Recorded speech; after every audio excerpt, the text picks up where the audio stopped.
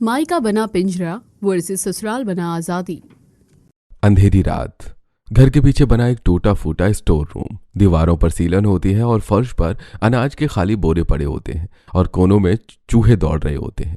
मधुबाला गुस्से में गौरी का हाथ पकड़कर उसे घसीटते हुए उस कमरे में ले आती है। अब यहीं रहेगी तो हमारे घर की नाक कटवा दी तूने।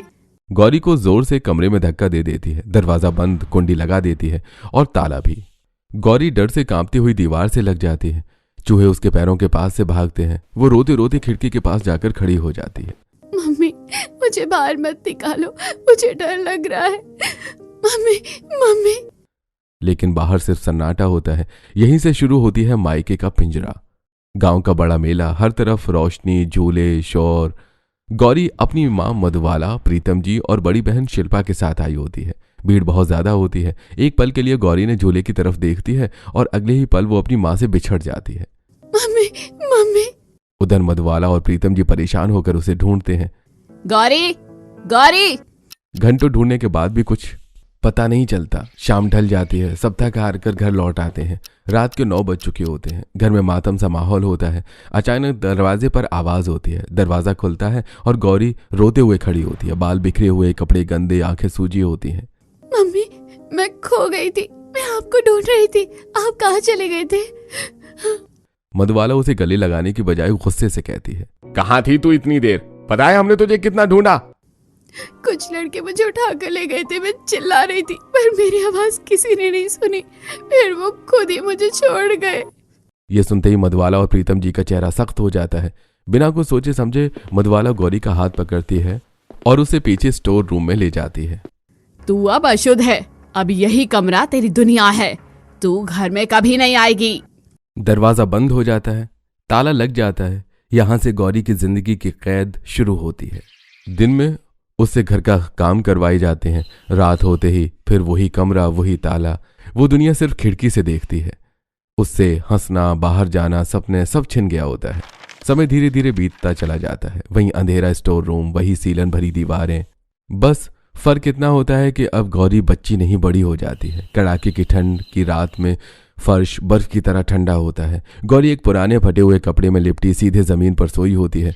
अगली सुबह लोहे का दरवाजा खुलता है। तेज रोशनी सीधे गौरी के चेहरे पर पड़ती है। गौरी आंखें मसलते हुए उठती है।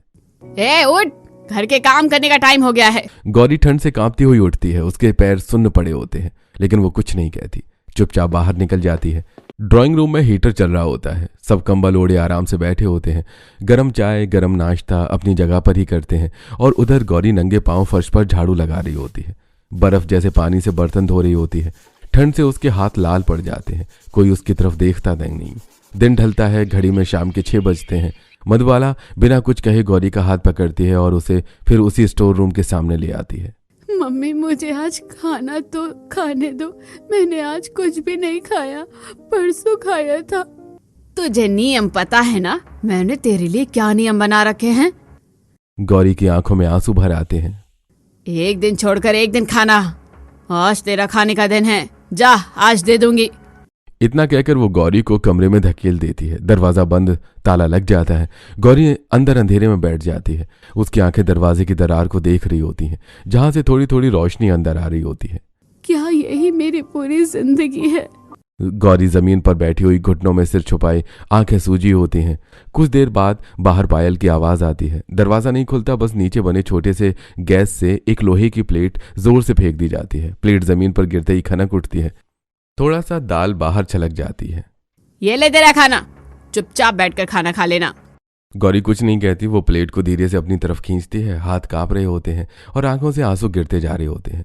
वो रोटी का एक टुकड़ा तोड़ती है और खाते खाते खुद से बुदबुदाने लगती है। मैं अपने ही परिवार में ऐसे जी रही हूँ जैसे किसी की कैद में हूँ, जैसे कोई चिड़िया पिंजरे में बंद हो। गौरी एक रोटी मुश्किल से खा पाती है। दूसरी रोटी प्लेट में ही रह जाती है। भूख से ज्यादा दर्द होता है। वो प्लेट को धीरे से उसी गैप की तरफ सरका देती है। अगले दिन बाहर सड़क में बच्चों की आवाजें गूंज रही होती हैं। पकड़ पकड़, अरे तू आउट हो गया। ठंड की हल्की धूप में बच्चे हंसते खेलते दौड़ते खेल रहे होते हैं। अंदर स्टोर रूम में गौरी धीरे धीरे खिड़की के पास आती है और खिड़की के बीच से बाहर झांकती है। बाहर कितना मजा आता होगा ना, धूप कितनी अच्छी लग रही है, बस थोड़ी देर के लिए ही सही। वो हाथ आगे बढ़ाकर धूप में हाथ सेकने की कोशिश करती है। मैं लास्ट टाइम बाहर कब गई थी? हाँ, मेला। जब मैं मेला गई थी, मेले के बाद मैंने आज तक बाहर कदम नहीं रखा। धूप में खेलना कितना अच्छा लग रहा है। उस बात को 20 साल हो गए, 20 साल, और मैं आज भी आई हूँ। काश मैं भी कभी बाहर जा पाती।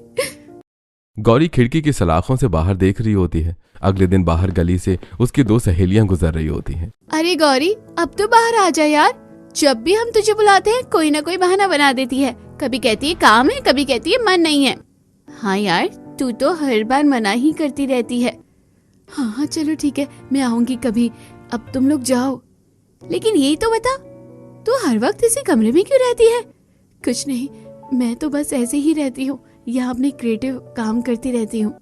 गौरी, हमें पता है तू झूठ बोल रही है, कुछ छुपा रही है। हम तेरी दोस्त है, हमें बता सकती है। प्लीज अब जाओ यहाँ से, मम्मी आने वाली है। अगर उन्होंने तुम्हें देख लिया ना, चले जाओ। दोनों सहेलियां एक दूसरे को देखती हैं। ठीक है, लेकिन याद रखना, जब भी मन हो हम हैं। वे जाने लगती हैं, तभी अचानक गेट जोर से खुलता है। मधुबाला हाथ में डंडी लिए खड़ी होती है। उसकी नजर सीधे गौरी और खिड़की पर जाती है। किससे बात कर रही है तू? गौरी कुछ बोल पाए उससे पहले डंडी हवा में घूमती है। मम्मी, मना किया ना तुझे बाहर के लोगों से बात करने के लिए। मम्मी, मैंने किसी से बात नहीं की, वो खुद ही आ गई थी। अगर उन्हें तेरे बारे में सच पता चल गया ना, तो हमारी नाक कट जाएगी। पूरे मोहल्ले में हमें समाज वाले बैठने ही नहीं देंगे। मम्मी मुझे छोड़ दो, प्लीज मत मारो। खुद तो तू ससुराल चली जाएगी, पीछे हमें बदनाम करके। कितनी बार मना किया है, यही कमरा है तेरी जिंदगी। Mummy please. लेकिन मधुबाला नहीं रुकती। मार की आवाजें और गौरी की सिसकियां पूरे घर में गूंजती हैं। घर के पीछे से एक कच्ची रोड गुजरती है। हर रोज उसी रोड से एक लड़का राघव निकलता है, कंधे पर बैग, और रोज उसी खिड़की को देखता है जहां एक लड़की खिड़की के पीछे खड़ी होती है। ये लड़की हर दिन यहाँ क्यों रहती है? आज फिर आ गया ये लड़का, रोज यहीं से गुजरता है। दोनों की नजरें रोज टकराती हैं। पहले बस चुप्पी, फिर हल्की मुस्कान। धीरे धीरे वो मुस्कान इंतजार में बदल जाती है। एक दिन राघव रुक जाता है और आसपास देखता है कि कोई नहीं होता है, तो गौरी के पास जाता है। सुनो, आप मुझसे बात कर रहे हो? हाँ, अगर बुरा ना लगे तो एक बात कहूँ? जल्दी बोलिए, कोई देख लेगा। तुम हमेशा यहीं क्यों रहती हो? मैं तुम्हें कभी बाहर नहीं देखता।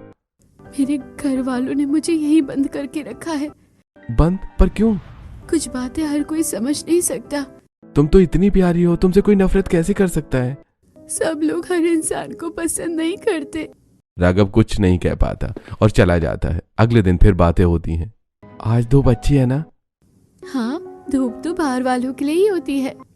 तुम हंसती हो तो ऐसा लगा समय रुक गया हो। गौरी शर्मा जाती है। रात को राघव कुर्सी पर बैठा होता है। आंखों में नींद नहीं, दिल में बेचैनी होती है। मेरा मन करता है मैं गौरी के सारे दर्द अपने ऊपर ले लूं। मैं अब उसे उस पिंजरे में कैद नहीं देख सकता। कल मैं अपने मम्मी पापा को उसके घर लेकर ही जाऊंगा। अब बहुत हो गया। अगले दिन गौरी स्टोर रूम में बंद होती है। बाहर गेट पर गाड़ी रुकती है। राघव अपने पूरे परिवार के साथ आता है। सब अंदर बैठ जाते हैं। थोड़ी देर बाद, बहन जी, लड़की कहाँ है? जी अभी आती है। वो तेजी से अंदर जाती है। शिल्पा, जल्दी बाहर आ, तुझे देखने वाले आए हैं। माँ पर चुप, तैयार हो जा। मम्मी, दरवाजा खोलो, कौन आया है? चुप रह, तेरा कोई काम नहीं। मधुबाला शिल्पा को सजा कर लाती है। ये वो लड़की नहीं है? कमला देवी शिल्पा को ध्यान से देखती है। नहीं नहीं, हमें ये लड़की पसंद नहीं है। हमें तो दूसरी लड़की पसंद आई थी। मधुबाला और प्रीतम जी एक दूसरे की ओर देखते जाते हैं।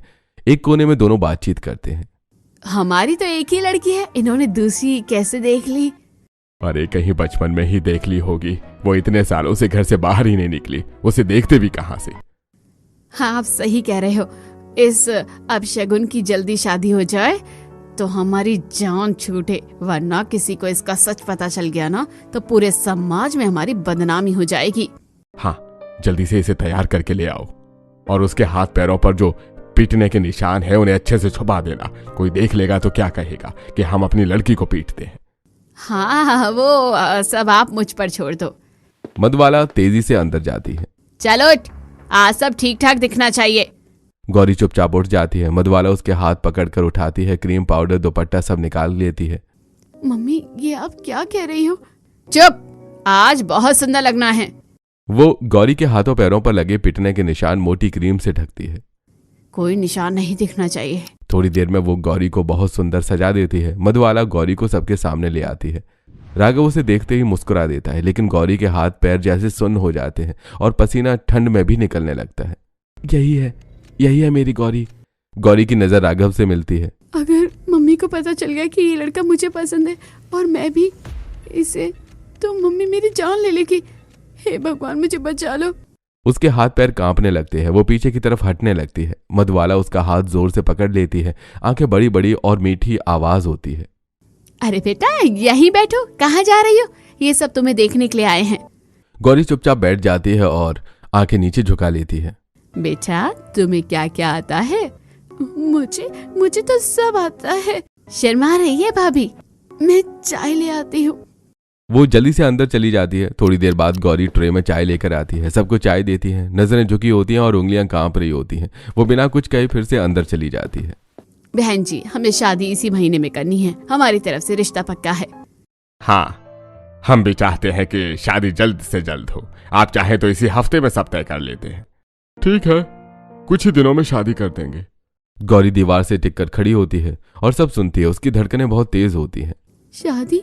क्या यही मेरी आजादी होगी या एक नया डर? कुछ दिनों में दोनों की शादी हो जाती है। दरवाजे पर कलश रखा होता है। कमला देवी थाली हाथ में लिए खड़ी होती हैं। आओ बहू, इस घर में लक्ष्मी बनकर कदम रखो।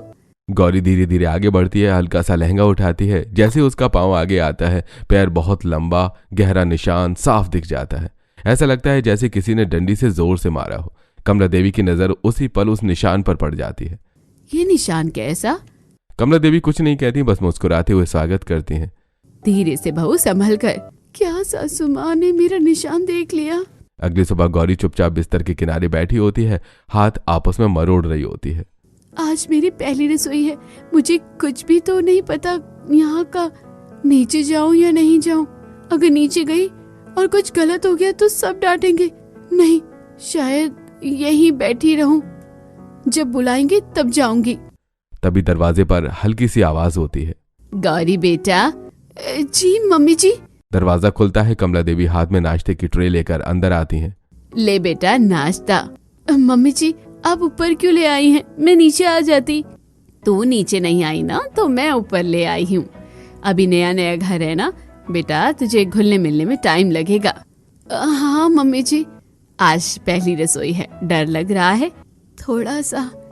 डरने की कोई जरूरत नहीं है। जो नहीं आएगा वो हम सिखा देंगे। अच्छा बेटा, तुझे कहाँ घूमने का मन है? घूमने? हाँ, तू हमें बता दे, हम तेरी टिकट करवा देंगे। पता नहीं मम्मी जी, मुझे तो जो आपको सही रहेगा वही मेरे लिए सही है। कुछ दिन बीत जाते हैं। दिन भर गौरी पूरे घर का काम करती रहती है। किसी से ज्यादा बात नहीं, बस काम और चुप रहती है। शाम होते ही वो चुपचाप अपने कमरे में जाकर बैठ जाती है। न टीवी, न हंसी, न बातचीत, और सबसे अलग बात, वो सबके साथ खाना भी नहीं खाती है। मम्मी, भाभी को घर में आए कई दिन हो गए हैं। लगता है भाभी हमसे घुल मिल नहीं पा रही है। मुझे लगता है मम्मी, आप उनसे ज्यादा बातचीत नहीं करते हो। नहीं बेटा, मैं तो रोज करती हूँ। रोज जाती हूँ उससे बात करने, लेकिन वो बात ही नहीं करती। ऐसा लगता है जैसे मुझसे डर रही हो। मैं अभी आती हूँ। गौरी जमीन पर बैठी होती है और थाली सामने रखी होती है। नेहा दरवाजा खोलकर अंदर आती है। भाभी। जी दीदी, आप हमारे साथ खाना क्यों नहीं खाती हो? दीदी, मैं अकेले ही खाना खा लूंगी। नेहा उसकी बात नहीं सुनती। वो आगे बढ़कर गौरी का हाथ पकड़ लेती है। नहीं भाभी, आज से खाना आप हमारे साथ ही खाओगी। पर दीदी, वरना देख लेना, मैं आपसे बहुत ज्यादा गुस्सा हो जाऊंगी। गौरी पहली बार थोड़ी सी मुस्कुराती है। नेहा गौरी को अपने साथ बिठा देती है। आओ बेटा, खाना खाओ। आज तो घर पूरा लग रहा है। नेहा खुद गौरी को खाना परोसती है। भाभी, ये आपकी पसंद की सब्जी है। नेहा कांपते हाथों से निवाला उठाती है। नेहा खुद गौरी को एक निवाला खिलाती है। ऐसे नहीं, आराम से खाओ। दीदी, मुझे तो बहुत अच्छा लग रहा है। तो फिर रोज ऐसा ही लगेगा। गौरी पहली बार सबके साथ बैठकर खाती है और पहली बार घर जैसा महसूस करती है। अगला दिन सुबह गार्डन में हल्की धूप में फूलों के बीच गौरी अकेली बेंच पर बैठी होती है। उसकी हरकत बहुत अजीब होती है। उसके माथे और गर्दन पर पसीना साफ दिख रहा होता है। नहीं नहीं, सब ठीक है, मुझे डरने की कोई जरूरत नहीं है। उसकी सांसें तेज हो जाती हैं। आंखें इधर उधर घूमने लगती हैं। ड्राइंग रूम में ससुर जी खिड़की से गार्डन की तरफ देखते हैं। वो अचानक चौंक जाते हैं। अरे नेहा, कमला, जल्दी आओ यहाँ। नेहा और कमला देवी भागते हुए बाहर आते हैं। क्या हुआ जी, आप ऐसे क्यों चिल्ला रहे थे? तीनों की नजर गौरी पर पड़ जाती है। गौरी का शरीर कांप रहा होता है, वो पसीने में पूरी तरह भीगी होती है। मम्मी, भाभी ठीक नहीं लग रही है। तीनों जल्दी से गौरी के पास पहुंचते हैं। बेटा क्या हुआ तुझे? तू ऐसे कांप क्यों रही है? नहीं, मुझे कुछ नहीं हुआ है, मैं एकदम ठीक हूँ। वो वहां से तेजी से चलने लगती है। सब उसे जाते हुए देखते रह जाते हैं। भाभी ने अपने मायके में कुछ बहुत बुरा झेला है, जिस वजह से उन्हें ट्रॉमा हो गया है। जो अभी उनके साथ हुआ है उसे प्रैंक अटैक कहते हैं। हाँ, मैंने भी देखा। वो कितनी जल्दी उठकर चली गई। वो हमसे कुछ शेयर नहीं करना चाहती। इसका सिर्फ एक इलाज है। अरे हमें उसे बाहर खुले माहौल में घुमाने लेकर जाना होगा ताकि उसका दिमाग हल्का हो सके और उसे महसूस हो कि अब वो सुरक्षित है। कमला देवी और नेहा एक दूसरे की तरफ देखकर सिर हिला देते हैं। अगले दिन गौरी और राघव नीचे जाने ही वाले होते हैं कि कमला देवी सामने आकर उन्हें रोक लेती है। अरे अरे, कहाँ जा रहे हो तुम दोनों? वो अपने पर्स से 2 टिकट निकाल कर आगे बढ़ाती है। लो बेटा, मैंने तुम दोनों की मनाली की टिकट करा दी है। मम्मी जी, कैसे? मैं? हाँ बेटा, तुम दोनों घूम कर आओ। खुली हवा में रहोगे तो मन भी हल्का हो जाएगा। और वैसे भी शादी के बाद तुम कहीं नहीं गए। अरे चलो, ये ट्रिप सिर्फ हमारी होगी। गौरी की आंखों में हल्की सी चमक आ जाती है। वो दोनों अगले दिन मनाली जाते हैं। बस से उतरते ही ठंडी हवा का झोंका आता है। गौरी गहरी सांस लेती है। यहाँ की हवा कितनी अलग है। मैं तो पहली बार इतनी दूर आई हूँ। यहाँ आकर बहुत अच्छा लग रहा है, इतनी फ्रेश एयर। अब तो हर साल तुम्हारी ऐसी ट्रिप लगेगी। गौरी पहली बार दिल से मुस्कुरा देती है। चलते चलते गौरी धीरे धीरे बोलने लगती है। पहले मुझे बाहर जाना अच्छा नहीं लगता था। अब यहाँ आकर लग रहा है कि सांस लेना भी आजादी है। राघव कुछ नहीं कहता, बस उसकी बातें सुनता है। बस उसके साथ चलता रहता है। अगले दिन चारों तरफ बर्फ ही बर्फ होती है। राघव मोबाइल निकालकर फोटो लेने लगता है। इधर देखो, स्माइल। अचानक एक बर्फ का गोला राघव की जैकेट पर लगता है। राघव चौंक कर देखता है। आप बताओ, फोटो अच्छी आई है या नहीं? अरे तुम तो बड़ी नौटंकी निकली। रुको, मैं अभी बताता हूँ तुम्हें। वो भी बर्फ उठाता है और गौरी को मारता है। अरे नहीं नहीं। दोनों तेज तेज हंसते हुए स्नो फाइट करने लगते हैं। ट्रिप खत्म होने के बाद गौरी और राघव घर में कदम रखते हैं। दोनों थके हुए, लेकिन चेहरे पर हल्की सी ताजगी होती है। राघव बैग को एक साइड में रख देता है। दोनों सोफे पर बैठ जाते हैं। तभी कमला देवी सामने से आती है। अरे बेटा, अब बैग खोलने की जरूरत नहीं है। क्यों मम्मी? अब तो दोबारा पैक करने की तैयारी कर लो। गौरी और राघव एक दूसरे को देखते हैं। ये तो बस तुम दोनों की ट्रिप थी, अब हम पूरी फैमिली के साथ ट्रिप पर जाएंगे। गौरी हल्की सी घबरा जाती है। तभी नंद हंसते हुए बोलती है, मम्मी, ट्रिप तो ठीक है, लेकिन भाभी को शॉपिंग भी तो करनी पड़ेगी। गौरी धीरे से आंखें उठाती है। नेहा गौरी का हाथ पकड़कर उसे मार्केट लेकर जाती है। चारों तरफ भीड़, रोशनी, आवाजें। गौरी रुक जाती है। वो चारों ओर देखती ही रह जाती है। यहाँ इतनी भीड़ है और इतनी सुंदर चीजें। भाभी, आप पहले कभी मार्केट नहीं आई क्या? आप ऐसे स्ट्रेंज बिहेव क्यों कर रही हैं? गौरी कुछ नहीं बोलती, बस हल्की सी मुस्कान आती है। तुम्हें क्या बताऊं मैं तो आज 20 साल बाद मार्केट आई हूँ। चलो भाभी, ये देखो। गौरी कपड़ों को ऐसे छूती है जैसे पहली बार देख रही हो। ये इतने सॉफ्ट है। भाभी, आप तो सच में पहली बार सब देख रही हो। नेहा उसे एक सुंदर विंटर ड्रेस पहनाकर शीशे के सामने खड़ा करती है। देखो कितनी प्यारी लग रही हो। गौरी शीशे में खुद को देखती है। उसकी आंखों में आंसू आ जाते हैं। क्या सच में मैं हूँ? हाँ भाभी, और अब ये सब आपकी जिंदगी का हिस्सा है। अगले दिन सब लंदन जाते हैं। लंदन एयरपोर्ट के बाहर सब लोग कोट और स्कार्फ में लिपटे होते हैं। अरे वाह, तो यही है लंदन। गौरी चारों तरफ देखती है। ऊंची इमारतें, साफ सड़कें, लोगों की अलग भाषा, अलग चाल ढाल। ये जगह तो किसी सपने जैसी है। राघव मुस्कुराकर उसकी तरफ देखता है। सब लोग एक प्यारी सी कॉफी शॉप में बैठते हैं। अंदर हल्की म्यूजिक बज रही होती है। भाभी, आप क्या पियोगी? जो तुम लोग पियो वही ठीक है। आज तुम खुद डिसाइड करोगी। वेटर आता है। Your order. एक कैपेचिनो। सब चौंक कर उसकी तरफ देखते हैं। वाह बेटा वाह राघव, तू तो मेरी बहू को हल्के में ले रहा था। कॉफी आती है। गौरी पहला सिप लेती है। उसकी आंखें चमक उठती हैं। इतनी अच्छी खुशबू और स्वाद भी बहुत अलग है। भाभी, लंदन की कॉफी अब आपको इंडिया की चाय भुला देगी। सब हंस पड़ते हैं। गौरी भी खुलकर हंसती है। सब लोग सड़क पर घूमते हैं। बस से उतरकर पुरानी इमारतों को देखते हैं। यहाँ की सड़कें इतनी खुली है, मुझे लग रहा है मैं खुद भी खुलती जा रही हूँ। यही तो चाहते हैं हम बेटा, तू खुले दिल से जिंदगी जिए। एक जगह सब लोग फोटो खिंचवाते हैं। गौरी स्माइल करो। गौरी मुस्कुराती है, पहली बार बिना डर के, बिना झिझक के। रात को होटल के कमरे की बालकनी में हल्की हवा चल रही होती है। लंदन की रात जगमगा रही होती है। गौरी कुर्सी पर बैठी चुपचाप ड्राइंग बना रही होती है। तभी नंद पीछे से आती है और कुछ देर चुपचाप उसे देखती रहती है। अरे वाह भाभी, आप तो बहुत अच्छी ड्राइंग बनाती हो। हाँ, ड्राइंग बनाना मुझे हमेशा से बहुत पसंद था। नेहा पास रखी ड्राइंग्स उठाकर देखने लगती है। एक के बाद एक, कहीं चिड़िया पिंजरे में बंद, कहीं जानवर सलाखों के पीछे, कहीं एक इंसान का मुंह टेप से बंद, और हर ड्राइंग में पिंजरा होता है। एक आखिरी ड्राइंग अक्षरों से बनी होती है, मैं अशुद्ध हूँ। नेहा चुपचाप कुर्सी पर बैठ जाती है। भाभी, आपने इन ड्राइंग्स में ये क्यों लिखा है? ये ड्राइंग्स बहुत डीप मीनिंग की लग रही है। गौरी घबरा जाती है, जल्दी से सारी ड्राइंग समेटने लगती है। कुछ नहीं, बस ऐसे ही। वो उठकर जाने लगती है, तभी नंद उसका हाथ पकड़ लेती है। नहीं भाभी, आप ऐसे नहीं जा सकती। भले ही मैं आपकी बहन जैसी नहीं हूँ, लेकिन मैं आपकी बहन ही हूँ। गौरी की आंखें भर आती हैं और वो धीरे से वापस कुर्सी पर बैठ जाती है। भाभी, आप मुझसे अपना हर दुख शेयर कर सकती हैं। आपका दर्द हल्का हो जाएगा। और मुझे पता है आपको पैनिक अटैक आते हैं। जरूर कोई बहुत बड़ा दर्द है। मैं एक बार मेले में गुम हो गई थी। जब घर लौटी तो मेरी मम्मी ने कहा मैं अशुद्ध हूँ।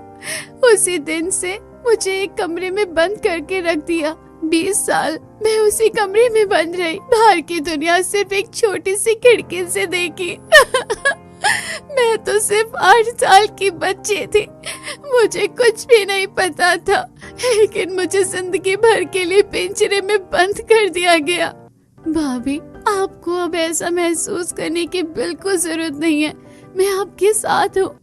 अगले दिन नेहा कमला देवी और मोहन जी के सामने खड़ी होती है। मम्मी पापा, भाभी ने मुझे अपना पूरा सच बता दिया है। उनके मायके वालों ने उनके साथ बहुत बुरा किया। मुझे तब भी शक था बेटा, उनके हाथ पैर पर इतने पिटाई के निशान। दिल करता है अभी पुलिस में रिपोर्ट कर दूं। मुझे पता है बेटा। नहीं मम्मी, अब गौरी हमारी जिम्मेदारी है। हम उसे उस घर का मुंह दोबारा नहीं देखने देंगे। हमें बस उसकी जिंदगी संवारनी है। कमरे में गौरी खिड़की के पास खामोशी से बैठी होती है। कमला देवी धीरे से पास आती है। तू कितने दुख झेल कर आई है। आज से तू मेरी बेटी है। तुझे घर जाने की कोई जरूरत नहीं। मेरा मायका बना पिंजरा और मेरा ससुराल आजादी का जरिया। कमला देवी उनके सिर पर हाथ रखती है। हाँ बेटा, अब से ये तेरी आजादी का जरिया ही नहीं, ये तेरा असली घर है, जहाँ हर पिंजरे का ताला है। हाँ बेटा, अब उस घर की सारी पुरानी यादें भूलकर हम सबको अपना ले। हम तुझे कभी कोई दुख नहीं पहुंचाएंगे। अगर मुझे पता होता कि उन लोगों ने तुम पर इतना बड़ा इल्जाम लगा रखा है तो मैं अपनी सारी हदें भूल जाता। वो रोना धोना करने वाली पुरानी गौरी थी। अब से अपने नए परिवार के साथ ये हंसती खेलती गौरी रहेगी। सब उसे प्यार से गले लगा लेते हैं।